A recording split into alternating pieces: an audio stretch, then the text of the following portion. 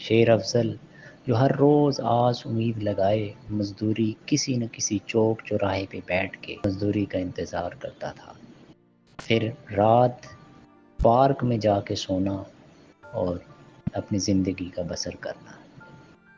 Family میں کوئی support کرنے والا نہیں تھا، اکیلا ایک فرد ہونے کے ناطے معاشرے میں در بدر تھا۔ شیر افضل کی زندگی میں دوبارہ سے میڈیکل کی ایک سچویشن کریٹ ہونے کی وجہ سے کچھ عرصہ سے وہ بیمار تھا، جس کی وجہ سے ریڑھی کا کام جو ہم نے اس کو لگوا کے دیا تھا، شروع کروایا تھا، اس میں نقصان ہو گیا۔ اب دوبارہ ہم نے اس کی ریڑھی موجود ہے، ہم نے اس میں سامان ڈالنا ہے تاکہ وہ دوبارہ اپنے پاؤں پہ کھڑے ہو کے اپنے آپ کو ایک باعزت طریقے سے اپنی زندگی گزر سکے۔ اس کے لیے آپ کا تعاون درکار ہے۔